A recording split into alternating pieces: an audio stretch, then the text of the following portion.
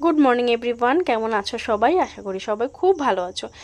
সকাল সকাল ঘুম থেকে উঠেই দুজনেই ফ্রেশ হয়ে নিয়েছি, ঘরের বেশ কিছুটা কাজও সেরে নিয়েছি। তারপর যেটা ছাড়া দিনের শুরুটা একদম চলে না, সেটা হচ্ছে গরম গরম চা। গরম গরম চা আর বিস্কুট নিয়ে বসে পড়েছি এখানে, আর কর্তামশাই বসেছে উপরে। বাইরে হচ্ছে প্রচণ্ড বৃষ্টি। আর কয়েকদিন ধরে আমাদের হাবড়ায় বেশ কিছুটা দোকান কিন্তু ভাইরাল ট্রেন্ডিংয়ে চলছে, যেমন বাচ্চার বিরিয়ানি, জ্যোতিদির পোলাও, মৌয়ের কচুরি, আরও এক্সেট্রা এক্সেট্রা।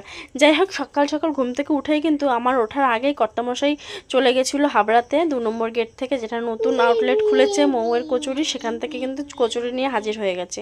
গরম গরম চায়ের সাথে ছিল আজকে ব্রেকফাস্টে মৌয়ের কচুরি। কর্তামশাইয়ের নাকি তরকারিটা দারুণ লেগেছে, আমার অতটা ভালো লাগেনি, যেমন কেমন মিষ্টি মিষ্টি লাগছিলো। আমরা তো ঝাল প্রেমী মানুষ, যাই হোক তার জন্য আমার তরকারিটা ভালো লাগেনি, কিন্তু কর্তামশাইয়ের নাকি দারুণ লেগেছে, কচুরিটা বেশ ভালোই লেগেছিলো আমার। এদিকে কর্তামশাইকে বললাম, তুমি